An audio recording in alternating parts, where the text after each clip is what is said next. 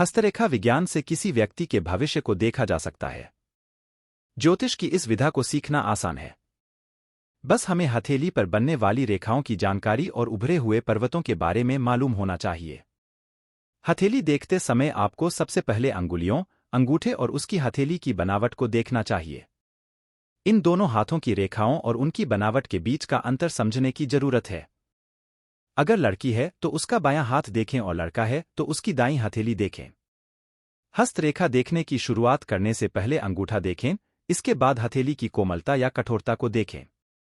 हाथों का अध्ययन आप जितनी गहराई और ध्यान से करेंगे, आपका भविष्यफल उतना ही सटीक और सही होगा। रेखाएं जो हमारे हाथ में दिखाई देती हैं, उनका हमारे भविष्य से गहरा संबंध होता है। अगर इन रेखाओं का अध्ययन ध्यान से किया जाए तो हमें हमारे भविष्य में होने वाली घटनाओं की भी जानकारी प्राप्त हो सकती है। वैसे तो हमारे हाथों की सभी रेखाओं को अलग अलग महत्व दिया गया है। किसी व्यक्ति के पूरे जीवनकाल में उसे कितना मान सम्मान और पैसा मिलेगा, इन सब की भी जानकारी रेखाओं के अध्ययन से मालूम की जाती है। लेकिन इसके लिए हमें हथेली की रेखाओं का ज्ञान होना आवश्यक है। हथेली पर बनने वाली प्रमुख रेखाएं। हृदय रेखा हथेली के ऊपरी हिस्से और उंगलियों के नीचे होती है। यह छोटी उंगली से शुरू होती है और तर्जनी उंगली की तरफ बढ़ती है। मस्तिष्क रेखा की शुरुआत तर्जनी उंगली के नीचे से होती है, जो बाहर के किनारे की ओर बढ़ती जाती है।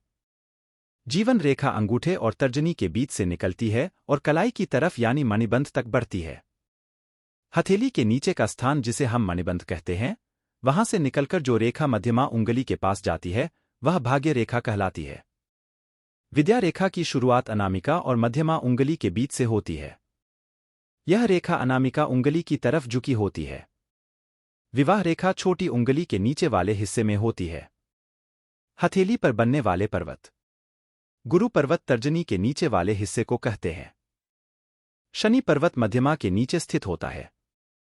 अनामिका के नीचे स्थित पर्वत को सूर्य पर्वत कहते हैं।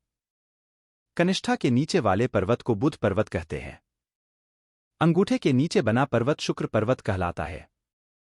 हथेली की रेखाओं और पर्वतों को इस तरह समझिए।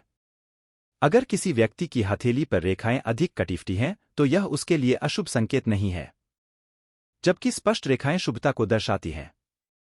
वहीं हथेली में पर्वतों का उभार जितना होगा उतना ही उस व्यक्ति के लिए अच्छा होगा।